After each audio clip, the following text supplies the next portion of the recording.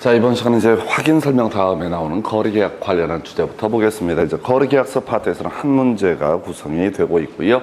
4개 정도, 5개 정도의 쟁점이 나오게 됩니다. 그래서 제일 먼저 이제 거래계약서 내용을 봐야 되는데 그 앞서서 미리 알고 들어가야 될 게 확인 설명서의 내용이라고 하는 거예요. 그래서 우리가 확인 설명서라고 하는 것은 개업공인중개사가 확인한 사항을 설명하는 기본 확인 사항이라는 개념이 있게 될 것이고, 이에 대해서 고지를 받거나 자료를 요구해서 설명을 하게 되는 세부 확인사항 구분하게 됩니다. 그래서 이 세부 확인사항에는 실상벽관이라고 해서 실제 권리 관계, 내 외부 시설물의 상태라고 하는 거, 벽면 도백, 그다음에 이제 주요 포인트가 됐던 게 환경 조건에서 일조, 소음, 진동 이런 것들이 세부 확인사항에 해당이 된다. 그리고 이제 기본 확인사항에 관한 부분을 보면은 크게 3개 카테고리죠. 대상 물건의 표시라고 하는 거, 권리 관계, 그다음에 공법상 이용 규제 등 있게 될 테고요. 그다음에 입관비라고 해서 현장 답사를 통해서 확인 설명한 내용이 될 것이고, 돈 얘기는 있었죠. 거래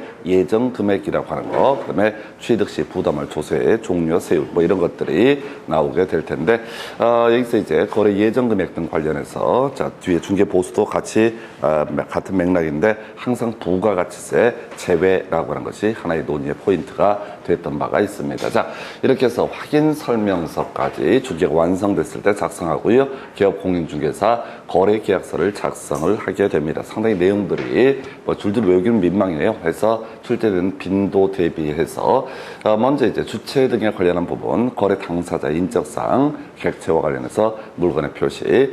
자, 계약의 내용으로서 가장 중심이 되는 것이 권리 이전의 내용이라고 하는 것, 그 다음에 거래 금액 등이 이슈가 되고요. 최근에 조건 기한 등이 계속해서 이슈가 되고 있죠. 그래서 조건이나 기한이 있다면 그것도 계약서에 표시를 해줄 것. 해서 거래가 뭐냐라고 했을 때 권리의 이전이라고 하는 것이 거래의 한 내용이 되게 될 것이다. 자, 그래서 권리 이전이 들어가고요. 또 하나가 거래 금액이라고 하는 것들이 이슈. 그 다음에 이제 시험용으로 중요한 포인트가 되는 것은 확인 설명서의 교부 일자. 제일 중요한 이슈가 되는 거죠. 제일 뒤에 숨어 있다 보니까 확인 설명서의 교부 일자라고 하는 거, 이게 바로 지금 이제 거래계약서의 내용. 그래서 일단 3개만 가면은 권리 이전하고요, 거래 금액하고요, 그 다음에 확인 설명서의 교부 일자 이런 게 되겠고, 비교해서 우리 거래계약서에서는 거래 금액이라는 용어를 쓰는 데 비해서 확인 설명서에서는 거래 예정 금액이라는 표현을 쓰게 된다. 해서 중개가 완성되기 전에 하는 것이 확인 설명이다 보니까 여기서는 거래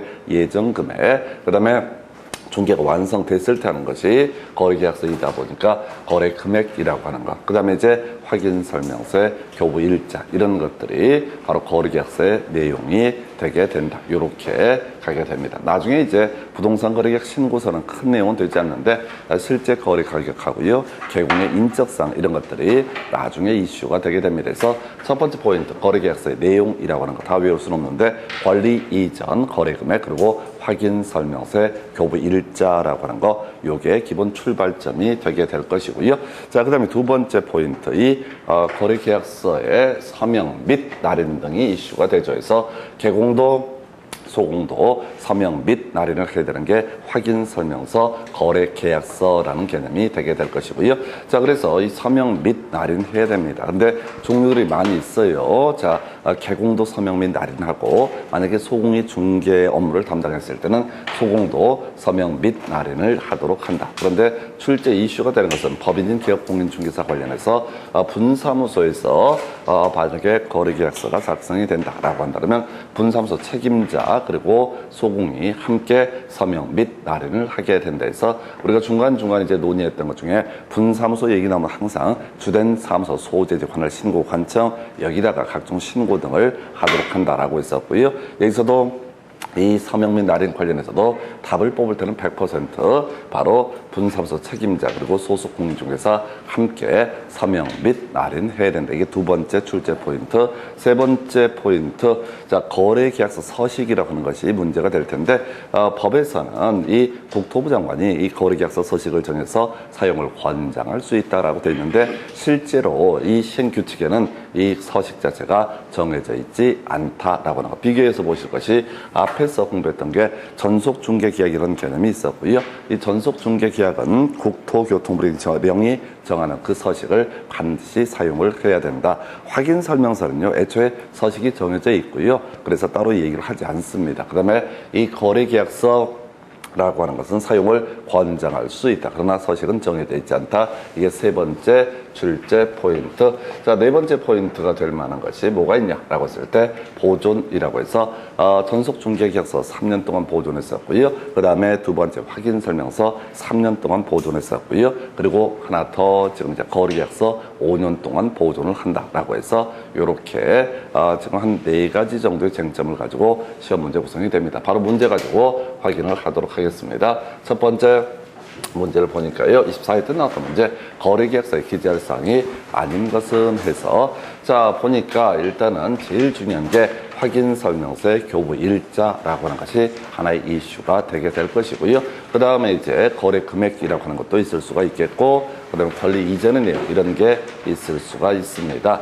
조건 기한 이런 것들도 간간히 구성이 되고 있고요. 자, 특약이 있다면 그 특약도 어떻다? 당연히 계약서에 표시를 해라. 그래서 이건 좀 지저분하게 구성했어요. 그래서 계약서의 사본 보존 기간이라고 해서 계약서의 사본 보존 기간을 굳이 계약서에다 쓸 이유는 없습니다. 그래서 이게 좀 까다롭게 나왔던 문제, 이걸 외워서 푸는 게 아니라 보존은 그냥 5년 동안 하게 되는 것이고 굳이 보존 기간을 계약서에 쓸 필요는 없다라고 해서 답은 2번으로 구성을 했었고요. 그 다음에 이제 검토 드리게 될 주제, 거래계약서에 기재할 사항, 자, 옳은 것을 모두 고르시오 이렇게 되어 있습니다. 그래서 일단은 가장 중심이 되는 것이 권리 이전과 거래 금액이라는 것이겠고, 확인 설명서의 교부 일자라고 하는 거, 이 두 개가 중심축이 되게 됩니다. 그리고 나머지는 이제 찍어야 되는 그런 문제에서 일반적인 계약서의 내용이라는 게 주체가 있을 테고 계약 날짜도 있을 테고요. 그 다음에 간간히 지문에 구성되는 게 물건의 인도 일시라고 하는 거, 이런 것이 주요 이슈. 그래서 이 문제 답은 5번 해서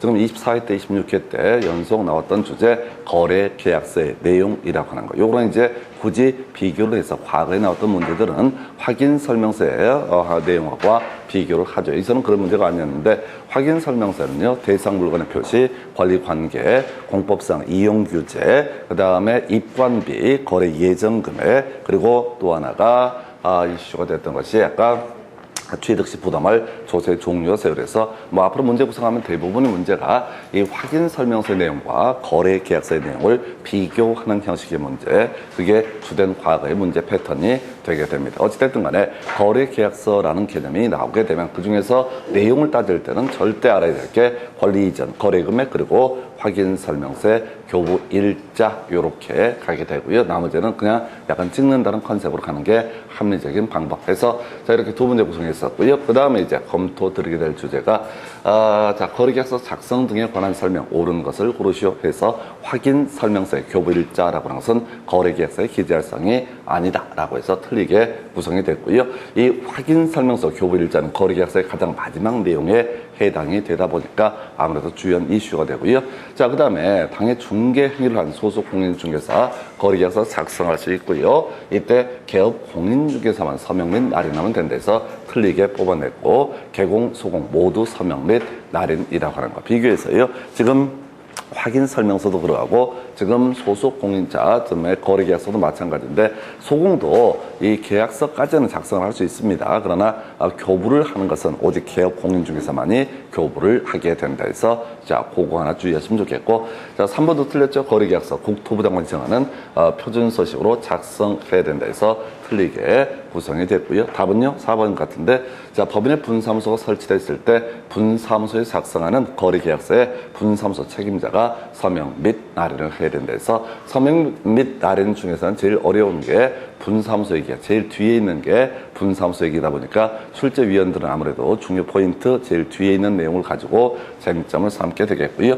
그 다음에 이제 거래계약 공인중개사가 거래계약서에 거래 내용을 거짓으로 기재했을 때 1년 이하의 징역, 1,000만 원 이하의 벌금에서 이거 모르는 거죠. 우리가 대신 3년 3천을 일단 외우고 들어가셔야 돼. 3년 3천에 뭐가 있냐면 개개 직상 증투 시단 방위라고 해서 일단 대가리 따서 외우셔야 돼. 개개 직상 증투 시단 방위라고 하는 거. 개개 직상 증투 시단 방위라고 하는 거. 자, 이런 것이 바로 3년 3천 사유가 되게 된다. 근데 이건 이제 사실은 모르죠. 그래서 5번은 유보를 해놓은 상태에서 가야 되겠고, 우리가 문제를 풀어갈 때 행정처분이나 행정형벌이라고 하는 것은 가능하면 좀 유보한 상태에서 나머지와의 관계를 가지고 접근을 하실 것. 근데 이 4번 지문이 전통적으로 내왔던 그런 답이고요. 그래서 5번을 틀리게 해석을 하게 된다. 그래서 25일 때 바로 서명 및 나렛이라는 주제, 그 다음 검토 드릴 주제 볼까요? 지금 보게 되면 자, 공인중개사인 기업 공인중개사의 거래계약서 작성 등 틀린 것을 고르시오. 답 1번이 되겠다. 거래계약서 국토부 장관이 정하는 표준서식을 사용을 해야 된다 해서, 자, 확인설명서, 그 다음에 전속중개계약서 서식 정해져 있고 그 서식 당연히 사용을 해야 할 것인데, 지금 이제 거래계약서는 서식 사용을 권장할 수 있다라고 되어 있지만 서식 자체가 만들어져 있지 않다. 그래서 표준서식을 사용해야 된다. 그럼 틀린 표현 이렇게 구성을 하고요. 2번, 자, 거래 내용을 거짓으로 기재했을 때 개설 등록 취소할 수 있다. 우리가 임의적 등록 취소 사유까지 못 외우죠. 그래서 나중에 우리가 개업 공인중개사한테 하는 것 중에 행정처분 중에 3개월짜리가 있었죠. 그래서 3개월짜리 업무 정지 사유라고 하는 게 3인전 확확 거거통이라고 하는 거. 자, 3인전 확확 거거통이라고 하는 것이 있었죠. 그래서 굳이 이제 가면 한번 들어보면 이렇습니다. 인장 등록을 하지 않거나 등록하지 아니한 인장을 사용하거나 변경 등록 등을 하지 않았을 때 3월의 업무 정지 사유, 국토교통부령이 정하는 전속 중개 계약서를 활용하지 않고 전속 중개 계약을 체결하거나 보존 기한 등을 준수하지 않았을 때 3월의 업무 정지 사유. 그다음 확인 설명 관련해서 나왔던 것이 바로 작성, 교부, 보존 이런 얘기하고요. 서명 및 날인이라고 하는 거. 거래계약서도 서명 및 날인하고 작성 및 보존 등에 관한 항목 어기게 되면 역시 3월의 업무 정지 사유. 그 다음에 이제 통보하지 않은 경우에서 허위 매물 사건. 다시 갑시다. 자, 기업 공인중개사가 거래 정보망이라고 하는 데다가 중개 대상으로 가는 정보를 등록을 하게 됩니다. 중개가 완성되면 지체 없이 통보를 해야 되는데 통보하지 않아서 허위 매물이 되게 되면 3월의 업무 정지 사유. 6개월짜리 업무 정지 사유를 보게 되면은, 자, 6등 과공이라고 보셨어. 해서 등록 결격 사유자, 그 다음에 다시 과태료, 거짓 공개라고 하는 것, 그 다음에 등이라고 해서 임의적 등록 취소 사유에 해당되는 것들은 소위 이름하여 6월의 업무 정지 사유가 될 수도 있다. 그래서 어려워요. 그래서 2번은 어려우고 3번, 자, 기업 공인중개사 하나의 거래 계약에 서로 다른 2개 이상의 거래 계약서 작성해서는 아니 되고요. 그 다음에 보존기간 5년 돼 있고요. 그 다음에 개공, 소공 함께 서명 및 날인을 해야 된다. 그래서 보시다시피 2번 지문이 좀 어리버리합니다. 완벽할 수 없어요. 자, 그런데 답은 좀 간단하게 구성을 했던 사례에서 거래계약서, 자, 국토부령이 정하는 서식 등을 사용을 해야 된다 해서 틀리게 구성이 됐고요. 그 다음 문제 검토를 하게 되면 이렇습니다. 자, 공인중개사 법령상 기업 공인중개사의 거래계약서 작성 등 옳은 것은 해서 국토부 장관, 자, 니 지정한 표준거래계약서 양식으로 작성한다. 틀린 표현. 작성한 거래계약서 3년간 보존한다. 틀린 표현. 보존은, 자, 거래계약서는 5년간 보존을 했던 것이고요. 자, 그 다음에 보니까 거래계약서 4번의 보존 기간을 준수하지 않았을 때 등록관청 중개사무소 개설 등록을 취소할 수 있다. 행정처분 중에서 임의적 등록 취소 사유는 외울 수 없어요. 양이 많아서 유보해 두시고요.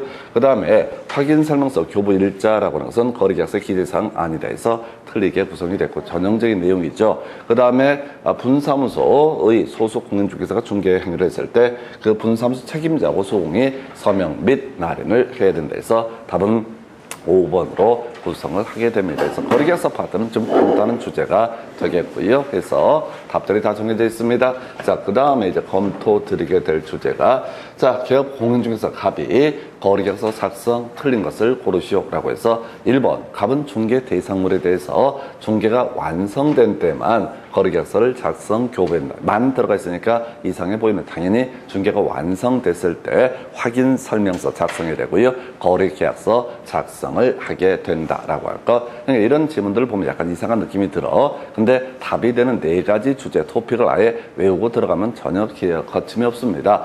자, 보존 기간 5년이라고 해서 오른편 되겠고요. 자, 공동 중개의 경우 갑과 차면 개공 모두 서명 또는 날인 유치찬란하게 뽑았던 지문 해서 거래 계약서와 확인 설명서는 서명 및 날인 이렇게 가게 되는 거죠.